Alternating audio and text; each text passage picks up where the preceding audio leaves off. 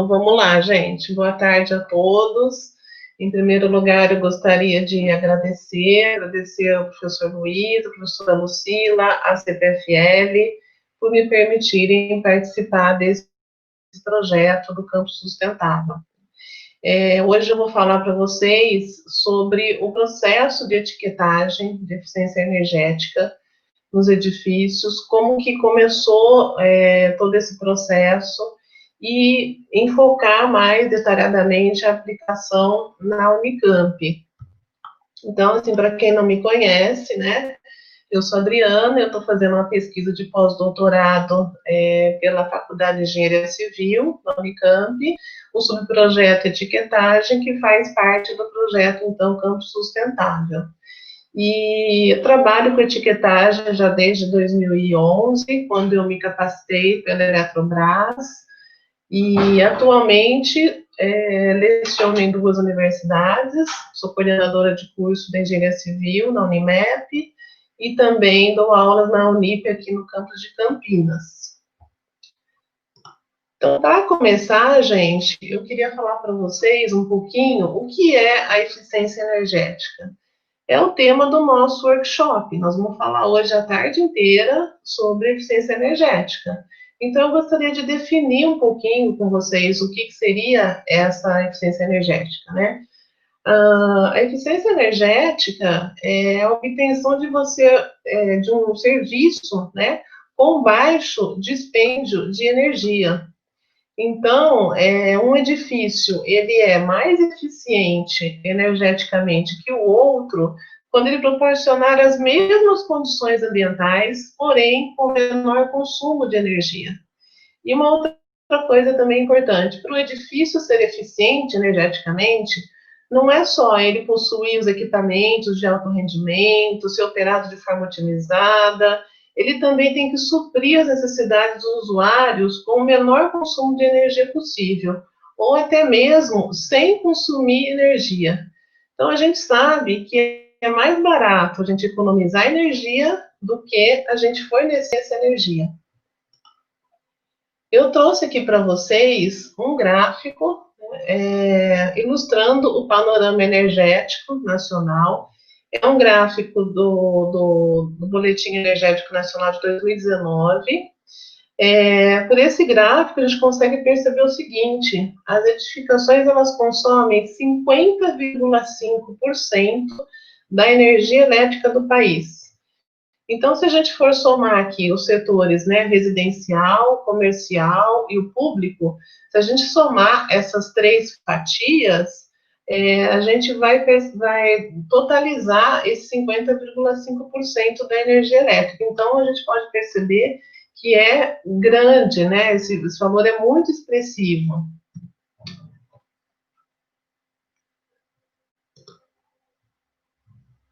E aí eu queria falar para vocês um pouquinho como é que está o panorama da eficiência energética, da certificação energética, né, em alguns outros países. Eu trouxe um exemplo de Portugal, que lá em Portugal, tanto para você vender um imóvel como para você construir, você tem que ter, é obrigatório ter a certificação energética.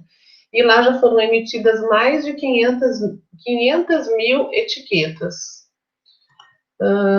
Trouxe para vocês verem aqui, isso aqui é uma propaganda de 2 residências numa imobiliária, né? Então, vocês podem perceber aqui do lado direito que a gente tem a classificação energética, né? Então, isso é obrigatório em Portugal, na França também. Então, e como é que está no Brasil, né? Nós já vamos falar um pouquinho do Brasil. Antes de falar da etiquetagem de edifícios, eu queria falar do PBE. O PBE é o Programa Brasileiro de Etiquetagem. Tenho certeza que todo mundo conhece. Por que eu estou falando isso? Porque quando você vai comprar uma máquina de lavar roupa, um fogão, uma geladeira, todo mundo tem certeza que já observou que esses equipamentos vêm com essa etiqueta colada, né? A gente sempre tenta comprar o nível mais eficiente, que é o nível A, né, para a gente economizar energia, né? Lógico, às vezes a gente não consegue, porque é mais caro, mas se a gente conseguir, a gente sabe que a gente vai economizar energia. Uma outra coisa, além dessa etiqueta, vocês podem ver que alguns equipamentos exibem esse selo. Esse símbolo aqui, né, essa gravatinha, ele é o selo de eficiência energética. O que quer dizer? Se você tiver, além da etiqueta, tiver também o selo, isso quer dizer que aquele equipamento daquela categoria é o mais eficiente, tá? Então, daquele modelo, daquela categoria, é o mais eficiente. Então, tendo o selo e a etiqueta, vocês podem comprar tranquilamente, que com certeza vai gastar menos energia, né? Agora, para falar da etiquetagem de edifícios, né? Eu vou passar rapidamente por um histórico que começou lá em 2001. Em 2001, houve a crise de abastecimento energético. E aí o Brasil adotou uma nova postura em relação ao consumo de energia. Então, o que aconteceu? O governo promulgou a Lei 10.295 em outubro, e essa lei, ela dispõe sobre a Política Nacional de Conservação e Uso Racional de Energia, e estabeleceu que níveis mínimos de eficiência energética, eles têm que ser definidos conforme uma regulamentação específica. E, na sequência, o decreto de dezembro do mesmo ano, 2001, ele regulamentou a Lei 10.295. Uma cronologia rápida para vocês entenderem aonde a gente está, em que pé a gente está no processo de etiquetagem, né? Então, como eu falei, em 2001, com a crise energética, houve a promulgação da lei e do decreto. Em 2003, foi criado, então, o Procel Edifica, que é um programa de eficiência energética de edificações. É uma parceria entre a Eletrobras, o Procel e o Inmetro. Em 2005, foi criado o Grupo Técnico e a Secretaria Técnica de Edificações. Em 2009, eles ficaram 4 anos, então, elaborando toda essa regulamentação, esses manuais, esses regulamentos. E aí, em 2009, foi publicado os manuais referentes aos edifícios comerciais, de serviços e públicos. E no ano seguinte, houve a publicação dos manuais para os edifícios residenciais. Então, diante desse cenário, a gente vê que tudo isso é um plano de ação para a eficiência energética de edificações, com o objetivo de combater o desperdício, né, e incentivar o uso racional da energia nos edifícios. Então, com isso, o Brasil ele entra no grupo dos países que classifica a eficiência energética das suas edificações. E aí vocês vão falar assim, tá, parou em 2010. De 2010 até 2020, o que aconteceu, né? Em junho de 2014, foi publicada a Instrução Normativa número 02, que torna obrigatória a etiquetagem de edificações públicas federais para edifícios novos ou edifícios que passarem por algum retrofit, alguma mudança, alguma requalificação, alguma reforma. Para os edifícios comerciais e os residenciais, num futuro próximo também essa classificação, essa etiqueta vai ser obrigatória. Em 2017, foi publicada a nova versão do RTQC. Aqui eu gostaria de explicar para vocês o que quer dizer RTQC, que eu vou falar várias vezes durante a apresentação. Seriam os requisitos técnicos de qualidade para edifícios comerciais, de serviços e públicos. Então, a gente tem essa letra aqui, C, que é a dos edifícios comerciais. Se eu estivesse falando dos residenciais, seria RTQR, tá? Mas o nosso objetivo hoje é o RTQC. Em agosto de 2017, houve o lançamento da proposta de uma nova metodologia para etiquetagem. Essa metodologia ela é baseada em energia primária e ela compara a edificação considerando as características reais com a mesma edificação, adotando-se características de referências. E essa metodologia ficou em consulta pública até outubro de 2018. Eu não tenho essa informação, eu acredito que o Inmetro ainda também não tenha divulgado quando que essa nova metodologia vai entrar em vigor, mas vai ser num futuro próximo aí.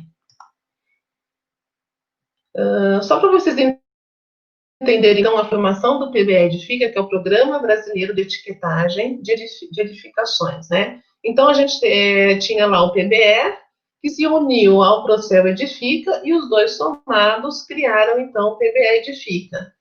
Quem participa, né? Como funciona o PBE Edifica? A gente pode ver que a gente tem universidades de um lado, pesquisadores, a gente tem o setor produtivo de um outro lado, e a gente pode perceber por aqui que é uma parceria mútua entre o Inmetro, a Eletrobras, o Procel Edifica e o PBE. Então, todo mundo aqui trabalhando junto, então, criou, né? A gente consegue daí formar o PBE Edifica. Qual que é o objetivo de você ter a etiquetagem, né, do seu apartamento ou da sua casa?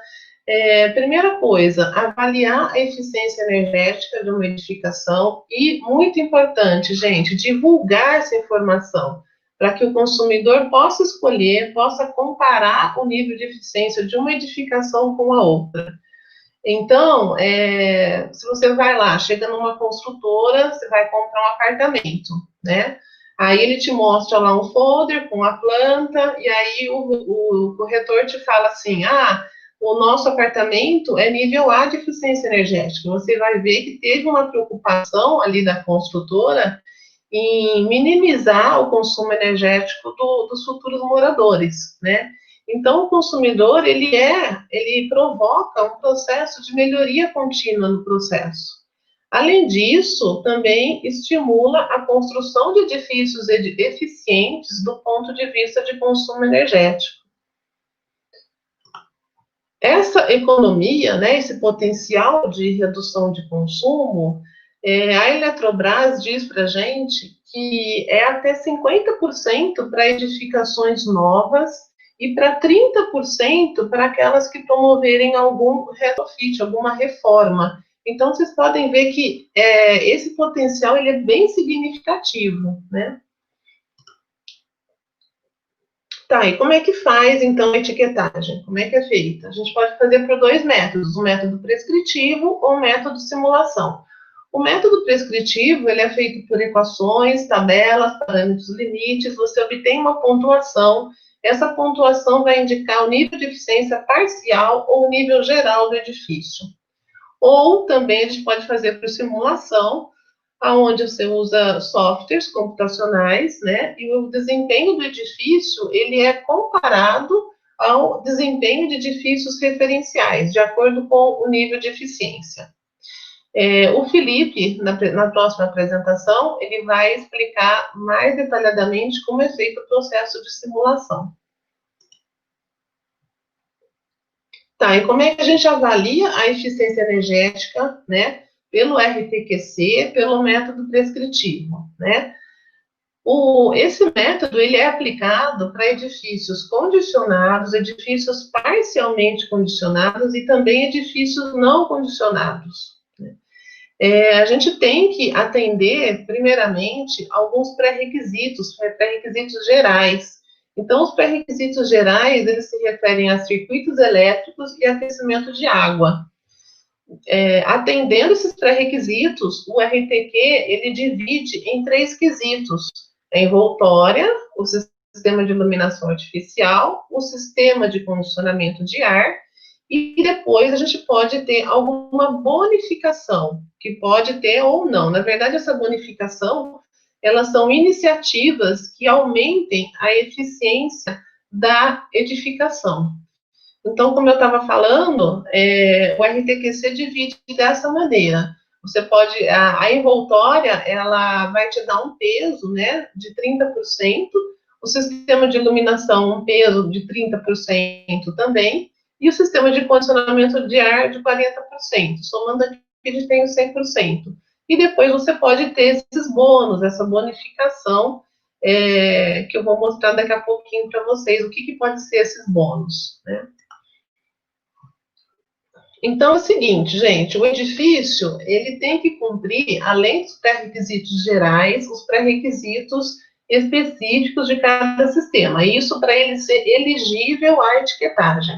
Se ele não atender, que pode acontecer? A classificação final ela pode ser alterada e o nível de eficiência ele pode ser rebaixado, ser reduzido. Aqui eu trouxe um exemplo de uma etiqueta, muitos de vocês já devem ter visto, mas também muitos não conhecem, né? Então eu gostaria de mostrar para vocês um exemplo.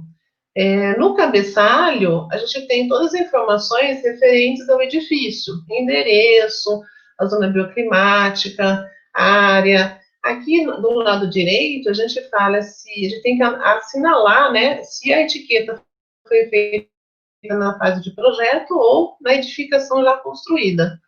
A gente tem também a classificação energética dos 3 sistemas, envoltória, iluminação e o ar-condicionado. Os pré-requisitos gerais, né, que foram atendidos, e as bonificações. As bonificações, então, se vocês verem aqui, pode ser, por exemplo, racionalização do uso de água, pode ser aquecimento solar de água, se tiver arejador de torneira nas torneiras, isso também conta, né, que você vai ter uma racionalização do uso de água, energia eólica, energia solar fotovoltaica, tudo isso vai ser um bônus para você, vamos supor assim, se você tiver obtido o nível B de eficiência energética, quiser chegar no nível A, eu não posso mexer nas características construtivas do edifício, o que eu posso fazer? Eu posso implantar algum sistema que vão gerar essas bonificações, de forma que eu consiga aumentar a pontuação total e passar, por exemplo, do nível B para o nível A, tá? E aí você tem que fazer etiqueta geral sempre? Não necessariamente, gente. Vocês podem fazer a etiqueta geral, né? Vocês podem obter a etiqueta geral em si, a etiqueta nacional de conservação de energia. Então, você pode ter a ENSE geral, que é do edifício completo, né? Da envoltória, iluminação, condicionamento de ar, mais as bonificações. E você também pode ter a opção de fazer, por exemplo, só a envoltória e iluminação, ou a envoltória e condicionamento de ar. Sempre tem que fazer da envoltória, tá? Então, você pode fazer só da envoltória. Não, quero fazer envoltória e iluminação, ok. Envoltória e condicionamento de ar, ok. Ou fazer o edifício completo, tá? Como eu estou falando de envoltória, eu queria falar para vocês que a envoltória ela é a pele do edifício. O que é a pele do edifício? Parede e cobertura, né? Então, a gente tem pré-requisitos específicos para a envoltória. Esses pré-requisitos específicos, eles envolvem todas as propriedades térmicas de parede e de cobertura. Então, se vocês forem ver, o Brasil ele é dividido em 8 zonas bioclimáticas com características semelhantes em relação ao clima.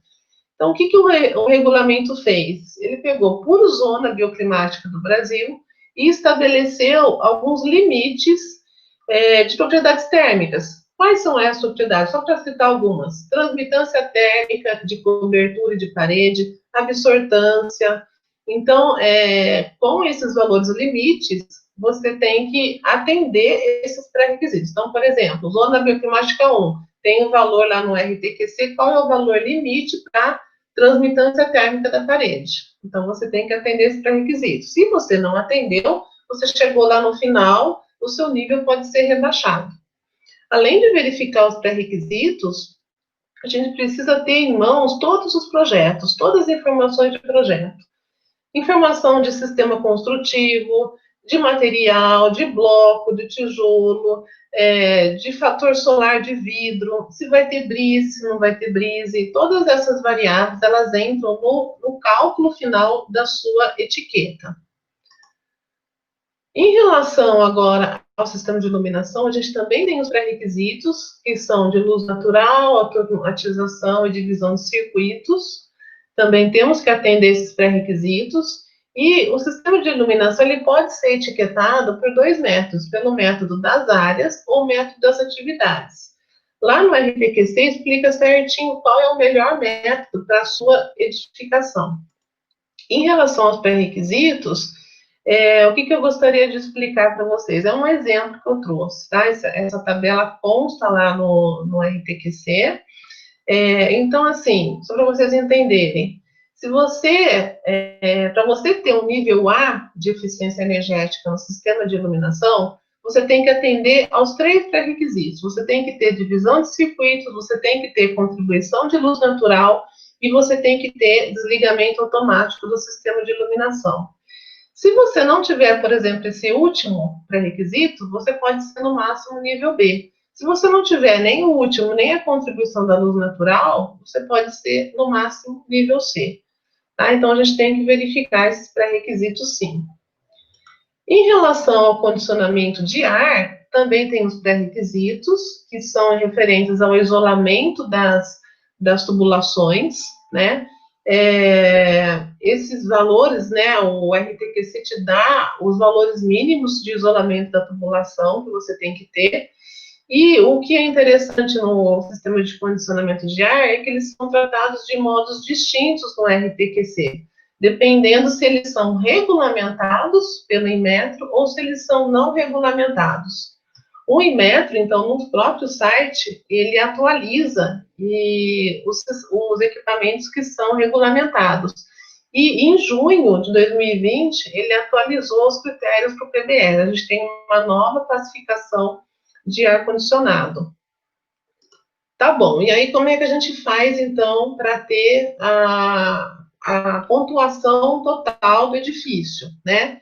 Como eu falei, a envoltória, ela corresponde a 30%, a iluminação também a 30%, o condicionamento de ar a 40%. Nesse caso aqui, a gente está vendo a fórmula, né, que é aplicada aqui. A gente pode ter as bonificações, que elas variam de 0 a 1, que são somatória na pontuação total, e os equivalentes numéricos aqui, ó, vocês podem ver. Então, assim, como é que funciona? Se você obteve para a envoltória o nível C de eficiência energética, você vai colocar o equivalente numérico número 3 aqui. E assim os outros sistemas também. Fazendo essa conta, né, você vai chegar na pontuação total, e aí você vai ver que número que deu, sei lá, deu 4,5. Se deu mais que 4,5 até 5, a sua classificação é nível A. E assim por diante. Se der menos que 1,5, a classificação do seu edifício é nível E. Tá? É assim que funciona. Tá, isso tudo é feito, gente, por tabelas, por Excel, por fórmulas. A gente tem uma ferramenta para auxiliar a gente que se chama Web Prescritivo. Nessa ferramenta, o usuário ele fornece os parâmetros de projeto e ela gera a etiqueta parcial para envoltório, iluminação, ar-condicionado e gera também a etiqueta geral do edifício. Então, você pode fazer todos os cálculos e depois entrar no web prescritivo e gerar a etiqueta para ver se você fez tudo certinho. Ela é disponibilizada pelo LABI, da Universidade Federal de Santa Catarina. Deixei o link aqui de acesso para vocês. Ela está em constante atualização, essa ferramenta. Agora, eu estou falando, né, quantos edifícios a gente tem etiquetados hoje no Brasil, né? A gente tem 250 edifícios etiquetados, né? São etiquetas de projetos 146 e 104 etiquetas de inspeção. Alguns exemplos aqui, por exemplo, a Escola de Arquitetura da FMG, a Biblioteca da Unifei, e aqui eu mostro para vocês edificações totais etiquetadas. Isso foi atualizado em fevereiro de 2020. Então, a gente tem 5.420 edificações residenciais e comerciais 250. Ainda a gente tem muito potencial para aumentar esse número. E como é que é concedida a etiqueta, né? Como é que faz? Como é que é o processo? A primeira etapa é a avaliação do projeto. A etiquetagem, então, é feita da seguinte forma: emite-se uma etiqueta atestando o nível de eficiência do projeto. Você pode fazer pelo método de prescritivo ou simulação. E depois é a fase de inspeção. Depois que a obra foi realizada, faz-se uma inspeção e verifica-se se o edifício foi realmente construído conforme o projeto avaliado. E essa etiqueta, ela fica exposta, eles vão outorgar a etiqueta final e fica exposta no seu edifício, na fachada do seu edifício. Tá, e quem que emite a etiqueta, né? Quem é responsável por isso? Para você obter uma etiqueta, né? Você quer etiquetar o seu apartamento, eu consigo? Ah, consigo. Como é que eu faço? O primeiro passo, você tem que entrar em contato com o OIA, que é um organismo de inspeção acreditado pelo Inmetro. Atualmente, a gente tem 3 OIAs em funcionamento, em vigência no Brasil. A Fundação Vanzolini, em São Paulo, o Lince, que é em Pelotas, e o Habit, no Rio Grande do Norte. Tem muito pouco, né? Muito pouco, muito poucas unidades de OIAs em funcionamento atualmente no Brasil. E aí você, como consumidor, você pode fazer com intermediação da OIA ou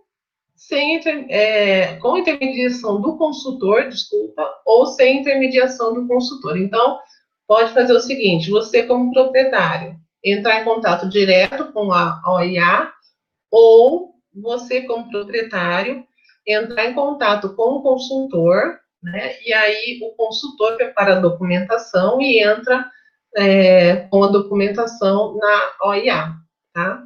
É assim que funciona. E aí na Unicamp, como é que a gente chegou à ideia de fazer o processo de diagnóstico e etiquetagem na Unicamp, né? Por que avaliar os edifícios da Unicamp? Os edifícios públicos, em geral, eles precisam de uma modernização quanto à eficiência energética. Por quê? Os projetos, eles foram feitos em períodos anteriores a essa nossa conscientização ambiental, ao acesso às tecnologias sustentáveis que são disponíveis atualmente. Para vocês terem uma ideia, muitos prédios da Unicamp, eles foram construídos, eles estão em funcionamento há mais de 35 anos. Então, por isso também, né, esse é um dos motivos que a gente resolveu fazer todo o processo de diagnóstico de eficiência energética. Aí a gente selecionou algumas tipologias dentro da Unicamp. Essas edificações selecionadas, elas são representativas do nosso campus, né? Como que foi feita a seleção, né? Pela localização, pelo uso e pela diversidade construtiva. Então, a gente selecionou, para vocês terem uma ideia, a FEM, que é a Faculdade de Engenharia Mecânica. Lá a gente fez em 17 prédios, foram 17 envoltórios que a gente usou, não é um único edifício. A gente fez também a Faculdade de Engenharia Civil, né, que também tem um prédio novo e o prédio antigo. A gente fez o restaurante Saturnino, que é um restaurante universitário, é um edifício mais recente da Unicamp. O SECOM, que seria um edifício da área de saúde, né, que é o Centro Comunitário de Saúde. E também uma biblioteca, a biblioteca do Instituto de Filosofia e Ciências Humanas. Lá também foi um desafio, porque a gente tem um prédio novo e um prédio antigo, né? Também estamos fazendo todo o processo de diagnóstico da etiquetagem. E o último selecionado é o nosso ginásio multidisciplinar, que também passou aí por uma grande retrofit, né? Então, a gente está fazendo agora, nesse atual momento da nossa pesquisa, estamos fazendo todo o processo da etiquetagem do ginásio. Aqui eu trouxe para vocês algumas referências, eu gostaria muito de agradecer a presença de todos.